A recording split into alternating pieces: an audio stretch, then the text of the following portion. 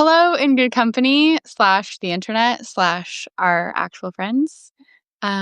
Welcome to our Sunday hang. This is my dear friend Claire Dam, and I'm so excited to hang with you. I feel like have we been talking about this for a long time? I feel like I there's think been we a build up to this then. Yeah, because I had to cancel because of chemo. That's right. It's the whole chemo thing throwing a wrench in your plans. That's Yeah, kind of how dare how dare they ruin our I know. fun? Always ruining things. Exactly. Well, I'm so excited to introduce you to my corner of the internet and share. We This in good company hang has been so fun for me because I just get to publicly like have coffee with people that I love and admire their work. So, yeah, you have. Sorry, go ahead. I was just gonna say, I know there's a big gap, there's a delay. I was gonna say, it is an honor to be here. I didn't realize that you hadn't been doing this that long. You're just such a pro at, like, hosting people. I just assumed you've been doing it for years. I have like I talk. I mean, I've hosted like Yeah. Zoom workshops and stuff. But interviewing is different than like, here's a prompt for writing and now do this and whatever. But it's all kind of in the same wheelhouse and it's also not rocket science. So it's like people get to see themselves out if they're not having fun. And that's how that goes. So Yeah, not that we know what fun is. What is fun? We're yeah. not sure. Oh, there's my thumb. Um, I wanted to read off. Well, you started out off as a midwife, but you have worked as a conceptual photographer for a really long time. And your work is just stunning. But I thought that I would read out some of these titles of some of your recent works because I think that it really gives a great launching off point for showing what you've been reflecting on actively for decades and what you focus on in your work. And we'll go from there, just so that I'm not like blubbering through and ad libbing and bastardizing your your work titles. But um, your most latest or ongoing is I Will Not Look Away, which is, I think, such a wonderful title, which is a photo book and an exhibit by the same name where you've documented your parents' mental and physical decline. Images accompanying text taken from your personal journals. Untitled is a photographic collaboration spanning 2 years, three generations, two continents, and one roll of film. Anonymous, is that how you pronounce that? Yeah, Yeah. it's anonymous, but with an M. Anonymous. That'll really throw you off. I have a joke. Well, anyway, I have an anecdotal story about that later. An ongoing collaborative project between you and one or both of your children that examines the identity of a mom parenting young kids and a fruitful woman, a photography exhibit that explored the varying fertility journeys within your community, including your own experience with infertility. Um, okay, where to start here? Um, Well, I feel like I Will Not Look Away is such an incredible title and like a and in a overarching um name for what it means to make art. Because I think that as artists we look into the eye of the storm, or we are unafraid to kind of sit with anguish, or we wrestle with anguish, and we look, not that we need to spin it and make it beautiful, or like spin it and make it like we need to like clarify or define or like come to some, we need to make it better, but art sits in this incredible space of bearing witness. And so I think that that title encapsulates that. So maybe we'll start there of how has art, what is your experience with that of staring at these really profound, very like the most human topics that we we really wrestle with, of like life and death and mortality, illness, grief, parenthood, um, all of these. If you want to start, if you could answer that super easy beginning Yeah. question. That I feel like that was, like, a multi-part question. Okay, Yes, wait, sorry. that's okay. What part of it do you want me to focus on? I As think the that we first should, if you want to just start with what, speaking to your practice of observation in Yeah. art and observing specifically difficult topics. Mhm. Um, well, I don't know how to jump into this. I feel like I'm gonna go back to the beginning if that's okay. Yeah. Yeah, so I was, I've I battled with, like, health issues my whole life, and I was also born into a family that was kinda brutally honest, and so I came by, just looking at things that normally people would look away from. So, like, when you grow up with a chronic illness and people around you are dying, like, I had people really close to me die when I was very young, which is not unusual, but it's also not normal. Mhm. Um, then you just are forced to look at things that you're kinda hidden from, especially in our part of the world. We're very hidden from grief and Mhm. from suffering. I'm gonna call it suffering to encapsulate all of it. Um, and yeah, so I learned how to look at things, or I learned that it was better to look at things Mhm. head on. And I also witnessed as I got older people who chose to not look at things. Mhm. And I saw how they were living their lives. And it is absolutely no judgment because I know everyone comes by their junk, honestly. But some people very close to me had chosen to not look at things, like very, very specific. And I could see how detrimental that was and how Mhm. the bitterness would build in them over time. And I just remember thinking, I don't want that. I don't know what Mhm. I want instead, but I don't want that. And so that actually helps me propel me or encourage me to just continue to witness, like continue to look into things and to not look away when they got really ugly. Mhm.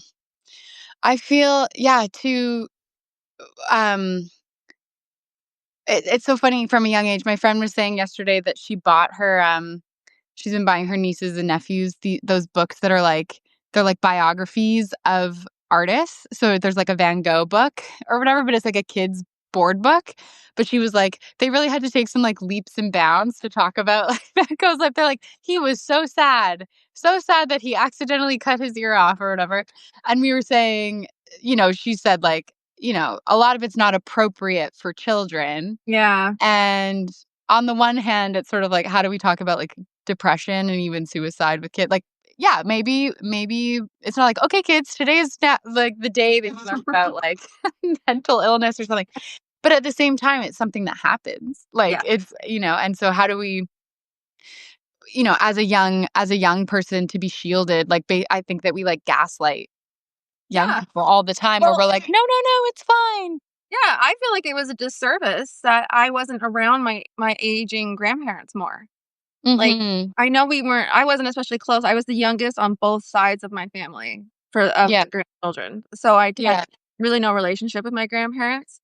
Mhm. But I did catch the tail end of their lives, which wasn't great. And I Yeah. just remember thinking later on as a teen, like, man, I wish I'd had more experience with how to handle that Mhm. because I wish I'd done it a bit differently. Mhm.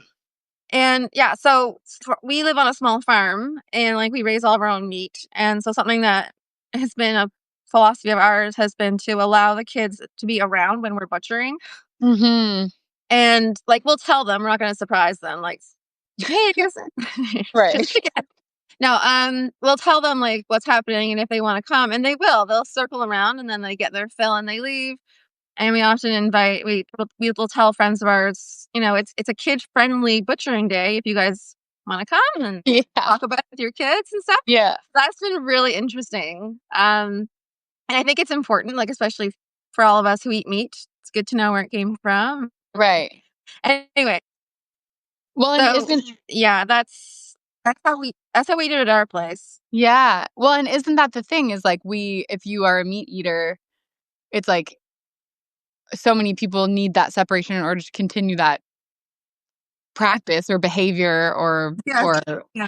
diet, I guess. And yet like that's where our food comes from. And in the same way Yeah. as like death is I just watched last week the show Dying for Sex with Michelle Williams. It's Oh, I about started to watch that, yes. Is it good?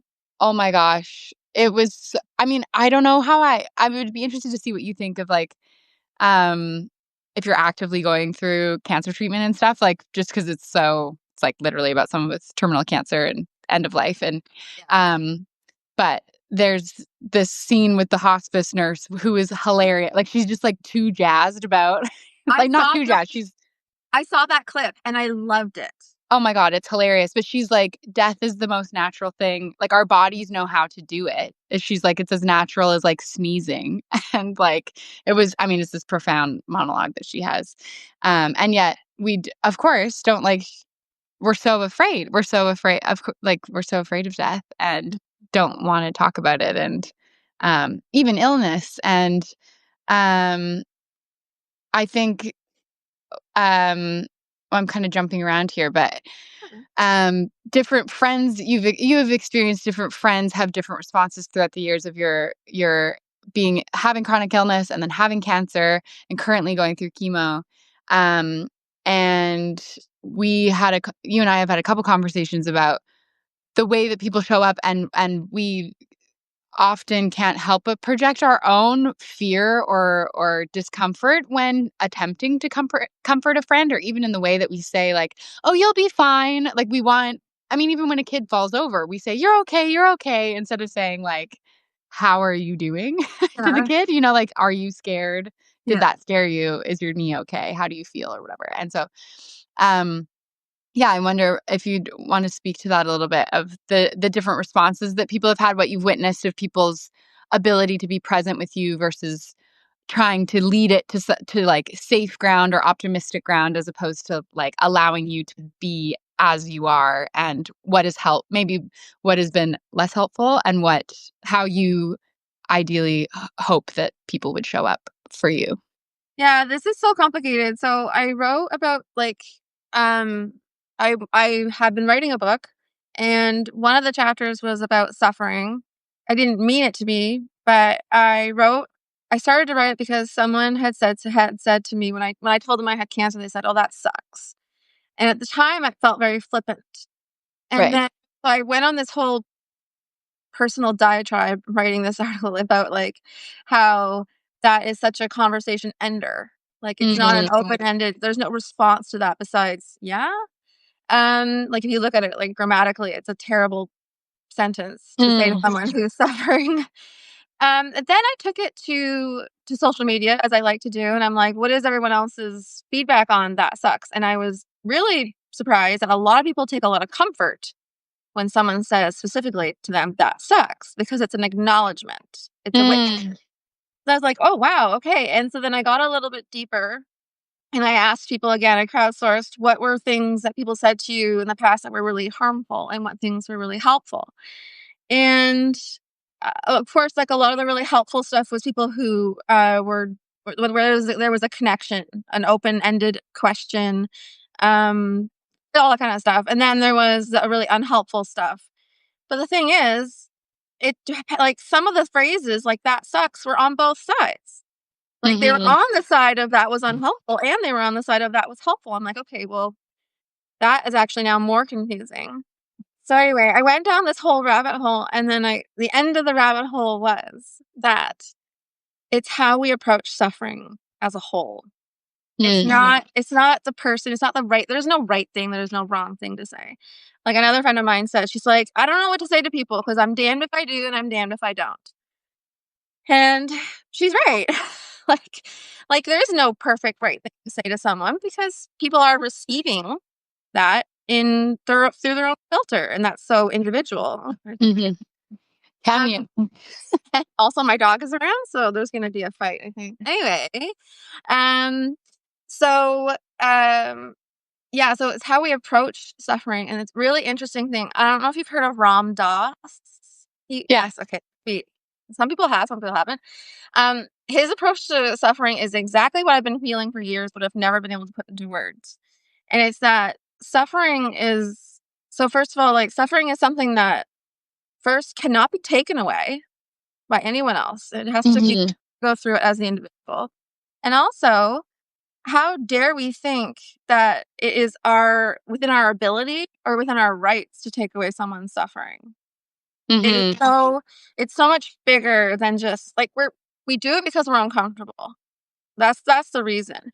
So people would approach me in the past and they would say these platitudes or these things and stuff that um didn't usually really help. It was because they were taking care of themselves and their discomfort with my suffering. Mhm. And so so in that sense, yeah, there is no right thing or wrong thing. Mhm. Um, I just wish that we could approach suffering as more of, um, well, just more with, like, matter of factly. That tends to be how I like to approach things anyway. But Mhm. like you were saying, with the kid who falls down, what I often do with my kids is when they have a big fall, I I tend to be like, "Wow, was that really scary, or are you crying because 'cause you're hurt? Which is it? Are Mhm. you scared or are you hurt?" And they'll tell me which one it is, and I'll be like, "Oh, yeah, Mhm. that did seem really scary," or Mhm. whatever. And I think, like, if you've been in any relationship, nothing makes you feel shittier and makes the situation blow up faster than someone saying to you, "Oh, you're crying. Oh, you don't need to cry. You're okay." You're just like, Totally. "Whoa." Right. Like, right? Just, like, pours gasoline on the fire when really what you need someone to say is, "I can see that you're suffering." Mhm. That's all that you need is just to be with. Right. So Right. there's a witness that comes, um, that you need that yeah, basically it's to be witnessed without having to, tone it down for other people Mhm. or to be worried about their feelings or how they're going to react to my issues. Right. Well, and that I think that we have this, like, I don't know, like, there's a pressure. I mean, obviously, we are looking to get back to regulation as, Yeah, like, in yeah, a primitive way. So maybe there's something to do with that of, like, obviously, it's like it pains us to see other people in pain. We feel helpless. There's ego in that. There's yeah, also just, I mean, it's heartbreaking when your loved one is sick. yeah, it is. When you even a kid with a fever and so, you're like, I want to take you can't take a fever away. All you Yeah, can do is sit with bring your kid a popsicle or whatever. But um so there is just a human innateness to want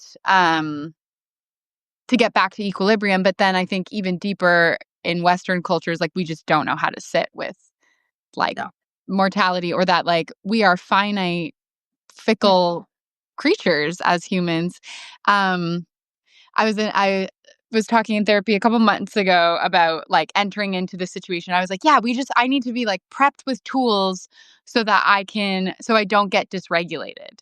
Mhm. And my therapist was like, "Well, Jess, like, the nature of being human is that you get dysregulated all the time, and that, like, it's also okay to be dysregulated. It's just, are we going, like, am I actually being chased by a tiger right now, or am I, like, mildly inconvenienced? Or, Right. like, did this person miscommunicate and that, like, triggered abandonment issue, but, like, really they were just, like, not ready to meet up at 10 a.m. Like, Right. and so the dysregulate, like, it's about observing and being present to our dysregulation, but it's like, it's okay to be I was feeling it as, like, a character defect that I may at Right. any point get dysregulated, and so how much more so that, like, it is human to be sick or to be Mhm. sad, and there's no fixing depression, all of these things where we, yeah, we're quick to go, like, "Oh, I wanna, Mhm. like, alleviate suffering or, like, avoid suffering." Right. And we are to think that we should be exempt from it, I guess, is Yeah, maybe. it's crazy to think, and I struggle with this balance because I'm really heavy on the one side of, like, being too accepting, and supportive of suffering. Mhm. And I will just say really quickly that one of the reasons is I learned very at a very young age, like, I've been really, really deathly sick on and off since I was 11, so it's been over 30 years of this, so I have a good sample size, that I like myself more after I go through suffering. Mm. So I see the value of it.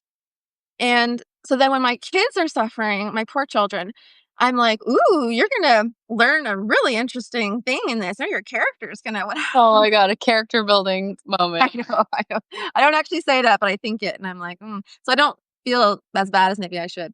I'm more excited for them. But, Yeah. yeah, I don't know where I was going with that. I'm just really excited about suffering, I guess. Yeah, it is a catch-22 of, like, um, I remember, like, I've when my aunt was in the ICU in her last week of life, I had this moment where I was like, "Oh my gosh, I have no existential angst right now." Like, I knew exactly where I was supposed to be, and there was no, like, "Oh, I need to lose 5 pounds," or, like, "What am I doing? Do I look cool enough on the internet?" Or, Yeah. like, all these, like, stupid things that we become important. I mean, those are silly examples, but, like, the other stuff that comes up of, like, have I done enough, or am I behind in life, or, Mhm. um, am I making good decisions and stuff? It was just like, I am here, and this is where I'm meant to be, and there's nothing else, and it brings us to an elemental place, I think, where it's about, what do I need, and am I listening and honoring my limitations when you're taking care of yourself? Yeah, absolutely. I'd love to hear a little bit more about your project with your parents. If you wanna talk first, maybe give us more background of how that project started, and then, yeah, maybe give us background, and then I'll I'll ask, instead of asking a four-part question that you must remember, give us the background. Fill us in on I Will Not Look Away. I think, like, I would love to get my brain analyzed. I think I have something. There's something going on. I have a very, very hard time with, like, itemized to-do lists. Like, when Mhm. someone gives me a four-part question, or four-part instructions or two-part, anyway, I'm terrible at it, just so you know. Yeah, my project with my parents, it started out as not a project. It started out as, we were going away to Italy for a wedding, and, suddenly my mom got really, really unwell, and I thought, "Oh my gosh, like, she may die while we're gone." So, I thought, like, "How would I wanna remember her?" Well, there's a lot of positive memories of her and I in the garden together, and when I think of her, I think of her in the garden and the arrangement she made, and so anyway, just very much like flowers. So, I made a flower crown, and I brought a whole bunch of flowers, and I went to their apartment the morning before we were leaving, and I put a crown on her, and I did all these flowers and stuff, and I took those pictures just for me as, like, to remember her by, because the way she was going, our relationship wasn't so good, but I wanted something positive. So, like, I wanted to leave on a positive note, I guess. Mhm. So, she did not pass away. She is still alive today. That was 2 years ago. So, but what happened was I continued to work with her. She really enjoyed that. And Mm. we did some more. And then at one point I turned to my dad and I'm like, "Do you want pictures?" And he was really enthusiastic about it. It was really cute. So I was like, "Okay." And the thing with working with people who, like, I don't know about your parents or grandparents, but often they're like, "Oh, no, no, me. Why would you want my picture? No, I don't Mhm. need your picture." That is Right. such a common thing that I've heard as a photographer. But they get over it because who doesn't love that attention? Who doesn't love it when someone else is loving on them, being like, "Oh, you look great. Yes, do this. Oh, that's gorgeous. I'm gonna make you look like this." And then to get the pictures back and you're like, "Cool." Like, who doesn't like that? So, Right. that we just kept building, and then all of a sudden I was like, "Wow, we're like, I'm building a whole collection." And I was able to, it was all on film, so it would take time. So there was this space between all of them that was really nice. This nice breathing space. Mm. But as it was happening, they were getting sicker and sicker. My dad had Parkinson's, and my mom, was diagnosed during that time with vascular dementia. Mhm. So, I can see in the series just the up and down of things. So about 6 months later, we had to, move my mom to a nursing home because my dad's Parkinson's was so bad that they couldn't care for each other. It was Mm. just it was just a disaster. Mhm. Um But what so we thought we were doing the right thing. We did. It was the right thing, putting my mom in a long-term care facility. But I often describe it as like, so my mom's falling over and my dad's falling over, but they're leaning on each other. And Mm. then they took away my mom, and my dad just, like, collapsed. So, Mm. literally and figuratively. But I had already started this journey of photography with them, and so they let me continue to do it. And Wow. it got more and more intimate, and they were okay with it. I was always asking their permission, of course, Yeah. but because I'd already opened the door with these more, like, formal shoots, they were just like, "Yeah, whatever, sure." Um, so then my dad was hospitalized. He got psychosis, which is a really common side effect of either Parkinson's and/or Parkinson's medication. Mm. Turned very violent, and so he had to be hospitalized for the last 3 months of his life, and a large majority of that time, he was tied in a 4 to 5-point restraint system in the bed. Mm. That was incredibly traumatic, but he let me get pictures still. Like, Wow. there'd be moments of lucidity, and I'd be like, "Dad, can we do pictures?" And yeah, ugh. I did a project with the 2 of them together, so they were separated, and it was very upsetting to both of them. Um, so I took one roll of film and I shot it all with, I don't know who I did first, all with my dad. So 37 frames, and then I rebound the film, put it back in the camera, and drove to my mom, and I shot her pictures on top of my dad, Oh my gosh. where I just shot. And so I got some really, really powerful, upsetting pictures. Mm. That was, yeah, that was really hard. And that was, the last shoot with my dad, and then he told my brother he couldn't do it anymore, and he died, like, 24 hours later. He just, like, got pneumonia, passed away. And Wow. we were all there. It was really beautiful. We were just the room was packed, and we were with him. Anyway, my mom's still alive, and I'm still walking that journey with her, but I put together a show, of where I was at last year. Mhm. And, I did it because I had agreed to do a different show with the owner of the space, and I Mhm. got in touch with her, and I'm like, "So I have not been able to complete the show I said I would, but I have all these pictures of my parents." Yeah. And she was like, "Okay, let's do it." So we did it, and I was really scared of people's reactions because the images were really raw. They were really poignant. They were really intense. And, I had a guest book there, and after the show was done, I let myself go through the guest book for the first time, and the stuff that was written in there, I was crying. I was expecting people to be like, "These are I'm triggered. These are too upsetting. Why do you have these up here?" I Mhm. something along those lines, right? I mean, you get that on your, well, we'll get into your Fruitful Woman, Okay, yeah, sure. project in a minute, but people get freaked out about women's bodies on your Oh Instagram. gosh. So I could see how you were prepping for Yes, I was ready.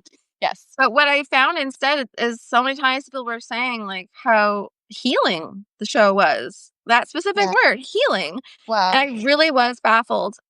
And my husband, Ken, who's a philosopher, he's very smart, he thought about it very quietly. Took a long time, which drives me crazy. And finally, he was like, it's because people were looking at the work and they realized maybe for the first time they weren't alone." Mm. And I was like, "Holy shit. Is that what it is?" And so when I was showing what I was seeing, like, I wasn't looking away from my parents, and there's so many other people who aren't looking away either, right? Yeah. They're with them, they're the carers, Right. but it's such an unseen job, and it's such an ugly job.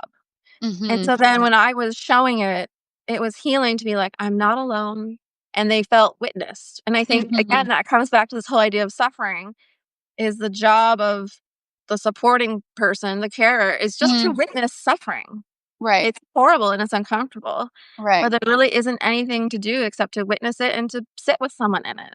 Right. Well, and I mean, your photos are profoundly moving, and they're not I mean, you have this photo for the audience, the photo of your mom with the flower crown, but she's, like, smoking a cigarette, right? Yeah, So she's, she's having like a vape. so she has, like, smoke coming out of her, and, like, I mean, just her skin is, like, stunning, and she's frowning and a lot of like, they're just they're confronting, and I mean, they're stunning because of how raw and real they are. I mean, the composition is beautiful, but, like, they're, like, stunning because it's like, "Oh, this is human and this is real," but so often we see depicted in movies or even in photography where it's like, "Oh, someone's on their deathbed and the blanket's Oh, folded really beautifully and you're holding hands," yeah. and so, of course, that feels isolating because 'cause you're like, "That's not what it's like." Your dad if he's getting violent and cursing and it's, like, boring and monotonous and gross and bodies are bodies, all these things, so Mhm. how often we're not actually talking about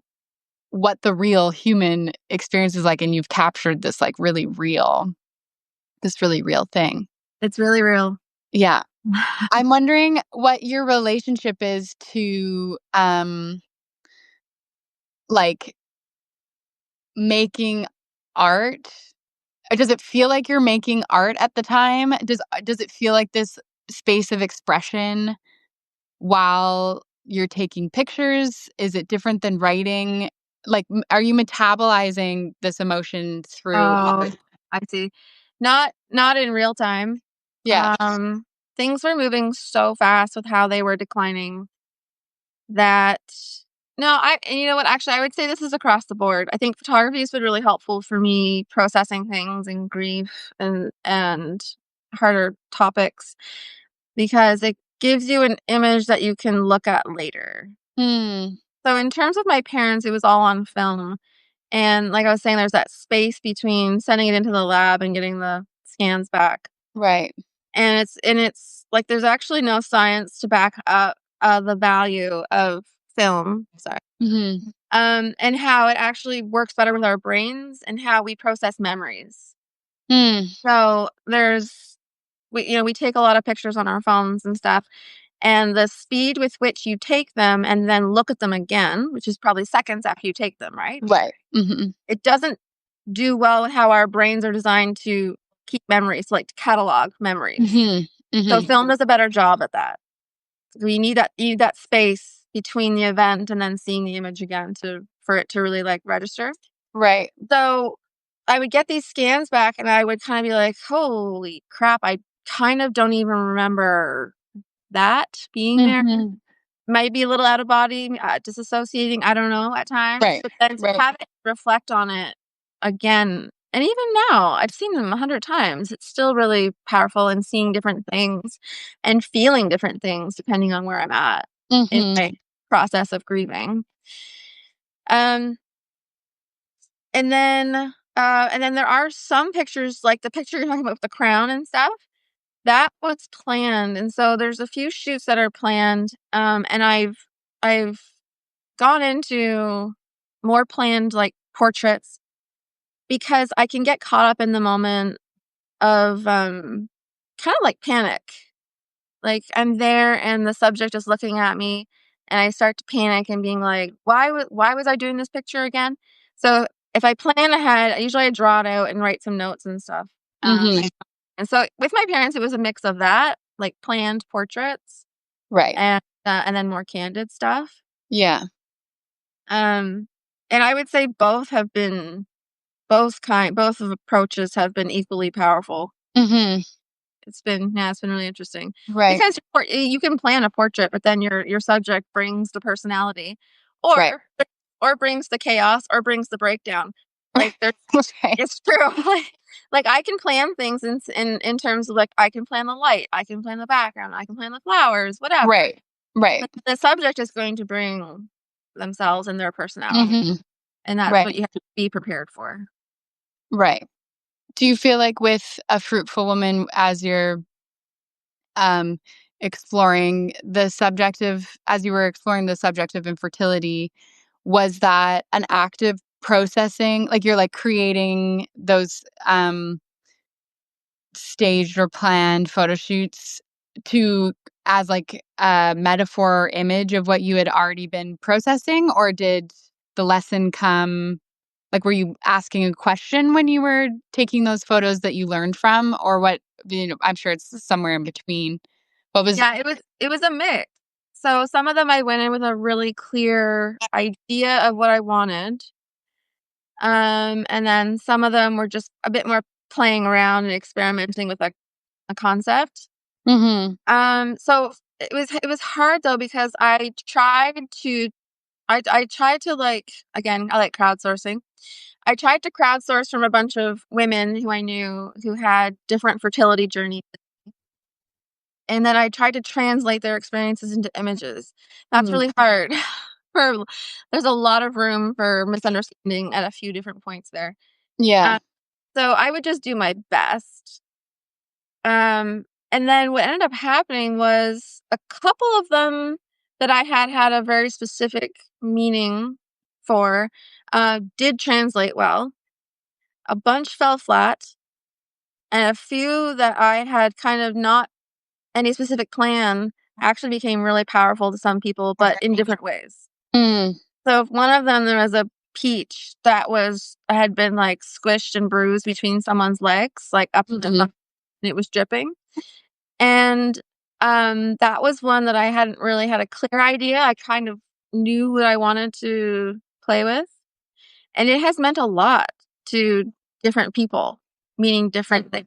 Like, it has to one person, she was, like, brought to tears and thought it made her think of a miscarriage she had. Mm. Like, and I hadn't thought of that. I've never had a miscarriage. Mhm. So, that's the neat thing about art is it really does take on a life of its own because of the viewer. Mhm. Well, that's so interesting too to think of, like, if you've chosen imagery as, like, um, representation, but it's not a literal, it's, for these, they're like women in lingerie with there's, like, fruit involved in all of them, whether it's, like, raspberries in the bralette or grapes, I think you have inside. I mean, they're just Yeah. so stunning. But it's open for interpretation, which is the beautiful thing about art of, like, it's okay if the peach image meant one thing, and as the artist, you can say I feel like I you can go into an art gallery and, like, we can be quick to read the plaque, and it's beautiful to see the intention behind the art, and it's also beautiful to see an art piece, a photograph or a painting or whatever, and have get your own meaning from it. It's okay that you have a different meaning than the artist. I think there's, like, this funny thing that happens sometimes, though, where people are like, "No, it means this." Like, the internet can Yes. really take something and run, and yeah, that's an interesting point to go, like, "Oh, how are we interacting with art and, like, taking it on when it takes a life of its own?" Mhm. And, like, holding the duality of that, I guess, that there's an intended meaning and you can take your own, but it doesn't mean that anyone is right or wrong. Oh, absolutely. Yeah, there was only really one piece that was clearly for me, but that piece has also resonated with a lot of people because they've gone through similar experiences. It's the one with the cherries. Are you familiar with that one? I don't share it very often because it doesn't translate well online. I don't know. Yeah, I don't Okay, know if I've seen cherry one. it's a picture of a corkboard, and there's 115 cherries that have been pinned to the corkboard, Mm, and then there's a little tiny hand on top. So, what it is it represents the one roughly 115, periods that I had that resulted in no pregnancy. mm, So, I got a cherry pitter, and I pitted all the cherries, and then I would pin them on so they're just, like, dripping and kind of gory, of course. yeah. And then my daughter, who we had adopted, had just come into the room while I was shooting, and then I'm like, "Can you just, like do you wanna put your hand on there? Do you wanna touch a cherry? Do you wanna whatever?" Mhm. So it's a picture of all these, like, lost periods, all these chances of fertility that nothing happened, and then with Right. my daughter's hand on it. Yeah. So I took a video of that too, and I shared that video along with the finished piece, and so that has meant a lot to people. Mhm. But that has a very specific meaning. Right. Yeah. Was it difficult at the time to be, making art about different people's experiences of fertility as you were experiencing infertility, or because you were focusing specifically on infertility or pregnancy loss potentially that Mm, Yeah. no, it wasn't. No, I think I'd come to terms with it already. Yeah.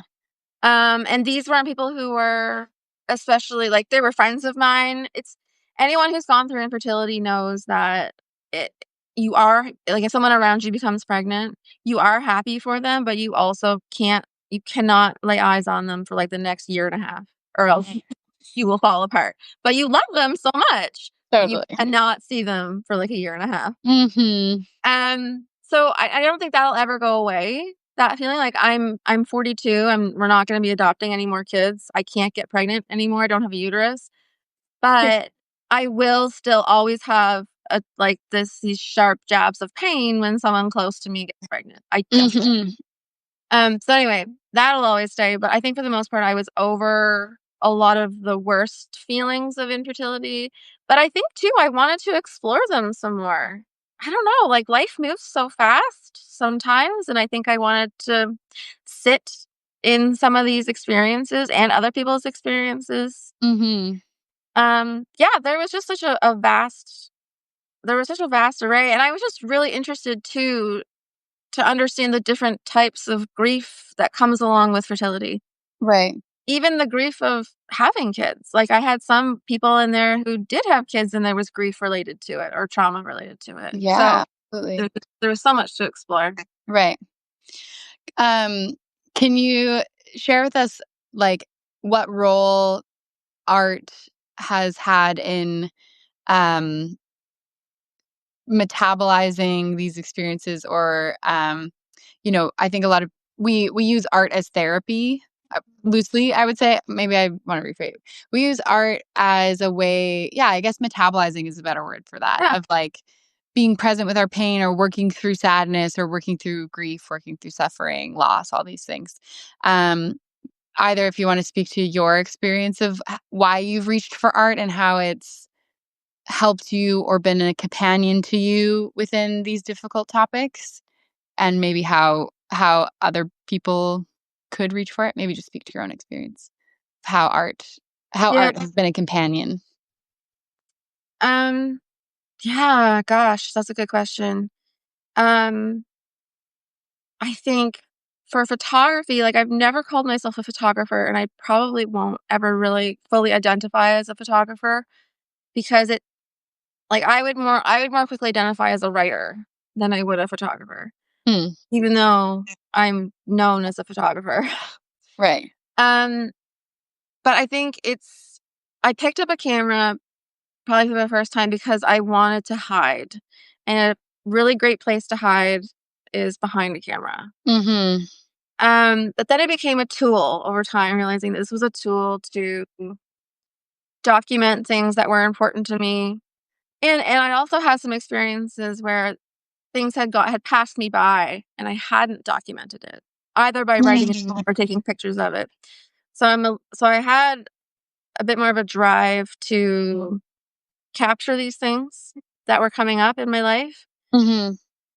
More because, like I was saying about, like, with my parents, when you have the image of it or written about or a poem about it, you can return back to it, and it's gonna mean different things to you at different times in your life.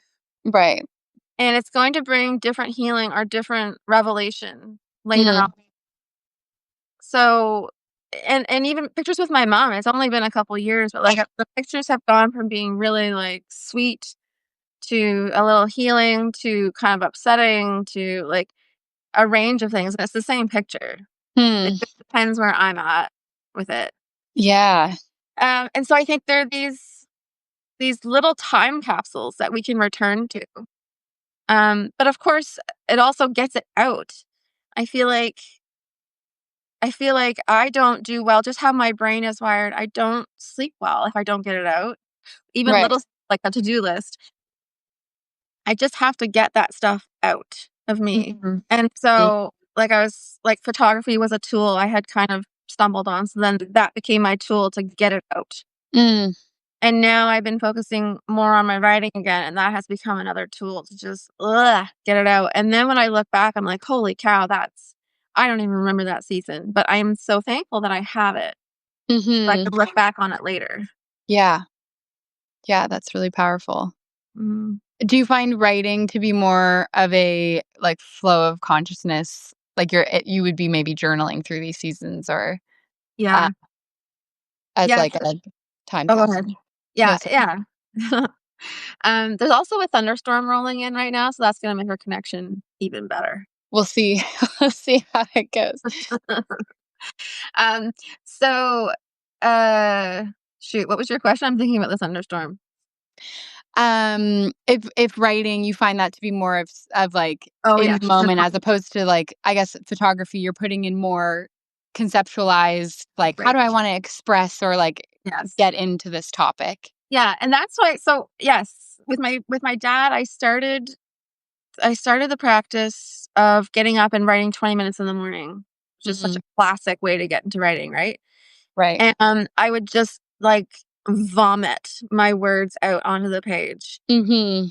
But the more I did it, the more I found there was less, like, backup vomit, Mm. and I could process a little bit slower and get out what I wanted to say with a bit more, like, finesse maybe. Yeah. But anyway, just getting out this backlog of thoughts and feelings and experiences and stuff was incredibly cathartic and powerful. Mhm. Then I'm like, "Oh, I can, like, put a sentence together not too bad." And then I had my show and, um, a friend who's a designer got in touch and was like, Do you wanna make a book of the show?" And he's like, "Do you have any writing that I could, like, include with them?" And I'm like, "Oh boy. Yes, I do." I Right. don't know if you're ready for this. So, I now have all the pictures, plus I have a lot of corresponding journal entries about it Mm. from in varying degrees of crisis. Yeah. So, but yeah, a lot of them are just like stream of consciousness. Um, but as like I was saying, as I got on and as I went on into this practice of writing, I was able to express my thoughts better Yeah. as Yeah. opposed to just barfing onto the screen. Totally. There's an essay in, like, Suleika Jaouad's new book, The Book of Alchemy, which is, like, Mhm. 100 essays on writing.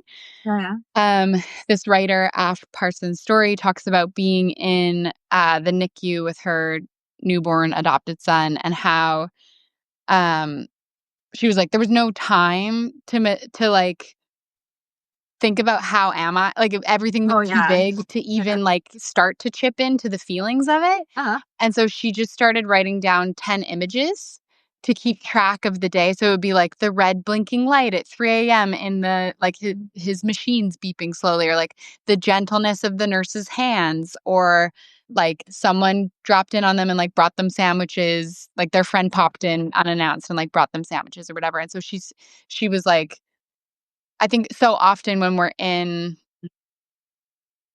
like, we're still processing it, like, we haven't found our, like, insert or our, like, entrance point to be able to express how we're doing, then we go completely mute or we go completely unexpressive, and it was such a beautiful tool of, like, well, if you can't even get to how you feel, like, just what are you seeing? Like, start there because she said when the dust settled and she was ready to, like, go back and write, it's like those images, she could return she's like, "Oh, right, that blinking light, I remember what I was thinking about on that 3 a.m. wake up feed or whatever." And, Yeah. anyway, just a great what a gift to our future selves, I think, is what you're saying. Well, yeah, I was even thinking, when people would say to me during that time and again, I had 2 small little toddlers, when my parents were going through this. My mom was an hour away in long-term care, having, like, little strokes. My dad was literally, like, attacking the staff at the hospital and just, like it was horrible. And people would say, "How are you?" And I'm like, "What? What am I? I don't even know Yeah. what I am right now." Yeah. So, yeah, I can absolutely, totally attest to that, that you are in no space. You can't even answer that question. Yeah. I don't know. I'm not even present. I don't know where I am. Right. I don't know what day it is. Right. Yeah, so My that is really powerful. my mom and I, like, last year, I said to her at one point, it was like, sometimes I go mute, I Mm, can, like, retreat to the woods of my own inner being, mhm, probably more than I should. We're working on it. But I use the metaphor of, like, when a surgeon is in surgery, he can come out and update the family, or mhm, or they need to tinker around, like, they're doing stuff in there. They're doing surgery, they're poking around, whatever, and, not poking around, they're very skillfully well, sometimes it's exploratory. Anyway, let's not kill the metaphor, but, I said to her, like, you know, well, there's a sweet spot because you don't wanna be hours and hours and hours into the surgery and, like, 8 million things happen, and then you go and update the mhm. loved ones being like, "Okay, so we took out 9 organs," like, whatever, like, you should be doing these periodic check-ins with your people, and so we have used that as a shorthand sometimes where I'm like, I'm mucking about, I'm doing work here, and, like, Yeah, I'm gonna come out to the hallway for the update when I'm able to, like but how do I even say what I'm right. feeling? Like, I'm just, like,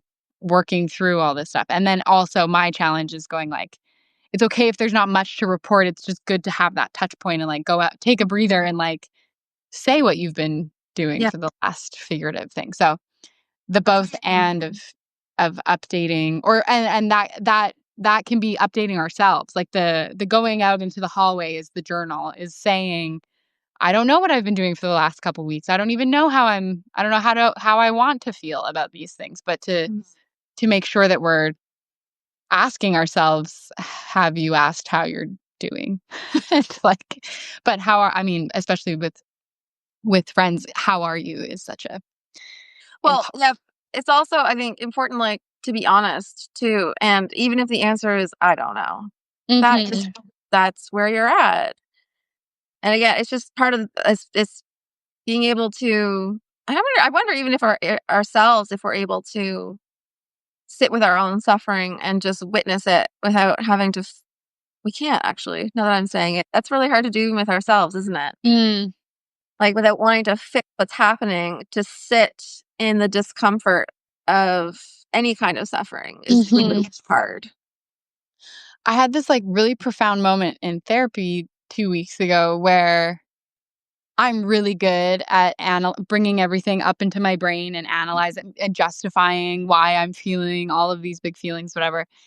And my therapist is like, she's a psychotherapist, but she's also a yoga therapist. So we do a lot of like embodied meditation. And so, um, she's helped me to like land in my body. My eyes are closed. She's like, she's like, think about how your shirt feels on your, and like take some deep breaths and how does that land? Da, da, da. So I got like present enough where I had this image of like going down into like the catacombs of myself and witnessing my sadness as this like giant sphere, almost as if it's like a granite, like it's like in an art exhibit, and going, it's abstract. It's okay that I don't have, it's like the sculpture is called sadness, and I have entered into this like space in the museum where all you do is sit and Mm. you don't make sense of it. You don't have to know, as you were saying with the photography, people taking these different art pieces and finding their own meaning of like what it symbolizes for them. Like, I don't have to know the contents or the material that sadness is made of, but like my job is to spend time sometimes in that room of the museum of self, Mm. witnessing my sadness. And it like, and I don't have to explain it. I don't have to like tell you why it's 15 feet or whatever. And it was such a helpful image because I think that we go, again, it comes back to us having this craving for equilibrium or craving for, um, yeah, having an explanation for Mhm. like why something is so hard. It's like, well, like being a human is hard, Yeah. let alone being like, well, I had a hysterectomy, or I don't know what's going to happen to me next year, or Mhm. all of the unknown that comes with illness. Like, how much more is that exacerbated? So that was a helpful image of like being like, you can just have a sphere of sadness that like Absolutely. varies inside, or suffering, or whatever. Yeah. Change the name of that sculpture, but anyway. Well, and like I said earlier, like Ram Dass would say, first of all, how dare you think that your suffering is over, that you have learned everything you need to learn from it, Right. and that you have the power to make it end. And I love that. I'm like, yeah, Mhm. you're right. Like, Yeah. it has to run its course. Mhm. Mhm. Um, do you have your poem that you read last week in poetry club on hand? Yes, I printed it. Can you read it okay, do you mind, would you like to read it for us? Okay. I think said it would be fitting. Okay. So I don't have a good enough title for it. Do I have to have a title? I noticed in poetry club everyone was like commenting title, title. Only if people have titles. Oh, You okay. you can be untitled, you can have a whole collection of untitled poetry. The thing with poetry is that there's literally 0 rules, which is why Okay. I love it. Yeah. Okay, great. Okay, I'm just gonna start. I just want to preface. Sorry, that was so dramatic. That this is not a personal attack on anyone, or it is not a critique on anybody who wants to provide comfort to other people. And also, I am not thinking of a specific person when I'm writing. It's just years of stuff that has come on me. So I don't want to offend anybody or hurt anybody's feelings. But here we go. Great disclaimer. Yeah, thanks. Thanks. Great disclaimer. Thanks.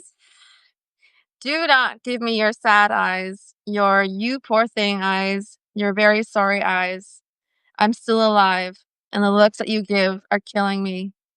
I don't want your resigned sighs, pity eyes, intentional goodbyes. I'm still alive, and the way you creep around is chilling. See, I only want your vibrant eyes, your diverting disguise, your pie in the sky lies. Never apologize, catastrophize, or theorize. I'm still alive. Say yes, ma'am, and recognize. I will not just survive. I am alive. Beautiful. Yeah, that feels so like fitting. I feel like a good for like landing the plane here a little bit, but we are hoping, like, as we're talking about witnessing each other and witnessing our own experiences, it's like how we experience ourselves being witnessed. Like we all want to be seen, and yet that is such a fucking terrifying thing. Like, which I think this is like an Enneagram 4 thing, is like, I want to be understood, and like no one's gonna understand me, and like Yeah. how dare you look. And like but just to again to say, like, I want to be seen as I am, and I want people to come to me as they are, and that how would that change? I mean, again, in the response of that guest book, the healing of saying, like, oh, that's how it actually was for me, or I feel seen. I don't have to change anything about how I'm feeling about the Mhm. experience that I'm going through. It's really beautiful. Mhm. Yeah. Exactly. Mhm. Where can people find you? What are you working on? Yeah. Well, talk about your book, I'm maybe. always working on a million things, and I keep telling everyone in my life that I'm like, I'm not doing anything. I'm constantly doing things. I can't turn it off. I am our, I can't say our. The person that we work with, who is a literary agent, is in conversations with me and is reading my manuscript at this very moment. So there's that. That may go somewhere. I really hope it does. Mhm. And if it does, then you'll be able to find me in a book, which is really exciting. But for now, Instagram, I'm most active on Instagram at Damn It's Claire, DAM It's Claire. And I post a lot of my work there, but I also a lot of educational stuff for photography, because I've been educating people in film and photography for years. Also Substack. I'm doing a lot of my writing and stuff on Substack right Yeah. here. And I guess that's probably the best of it. Those are the spaces. I have a website, but I'm not taking on clients, so there's nothing really happening there. So Yeah. don't go there. Yeah. And people can find your photography on Kate Bear's upcoming book. Yes, that's Very right. exciting. So exciting. Claim to fame. I know. Did you see that she compared her book cover to Taylor Swift's new album cover? Yeah, I did see that. And I was like, that's my picture. I Did was Taylor There's a lot of imitate I saw a picture of her. Anyway, that's a whole deep dive. The algorithm is this is the thing, it feels like rage bait for me a little bit, of like, I'm not whatever, not to discredit Taylor Swift, really proud of her for all of her accomplishments, whatever, but I'm not a Swiftie, but then it still makes its way into that, because it is the people with their, like, string, like, all of the numbers and everything, the Easter eggs and everything. Yeah. Anyway, so I did all that to say I did see a thing on Yes. the imagery stuff that she's imitating. Yes. No, she's That's all. copying me. Basically, Taylor Swift is copying my work. She ripped off. That's the moral of the story. That's if anyone's gonna take anything away from this conversation, I really hope that they take that. We'll just post this snippet, and then we'll go viral, and then people will, like, stalk us and be like, "How dare you?" The Swiftie Nation will come after us. Yeah. That's right. Awesome. Thanks so much for hanging out with me, Claire. I hope you enjoy your thunderstorm, and that it doesn't turn your power off, and that it's just kind of fun. Yeah. No, Actually, it's blue skies now, so there we go. It's gone. maybe we'll get it here in the city. I always feel our friend Jess, who's sort of close-ish to you, like, if she's like, "Oh my gosh, the rain," then like an hour later it reaches Yes. the city. So anyway, Yeah. Okay, see you around the internet, Yeah, and you thank too. Thank you so much. This was so much fun, and Oh, good. this was just nice. It was like a good hang. Just a good hang. That's Yeah. right. Thanks, Awesome. everyone. You can we'll tag Claire's work. You'll be able to find all the things that you need that are practical and helpful and support your local artists. And tell someone that you care about them today, perhaps. Yeah, And sit with them without trying to change their mood. yeah, Okay, exactly. so just sit with them. Go on a little walk. Okay. Thanks, Claire. Bye, Yeah, have a good everyone. day. Bye. Bye.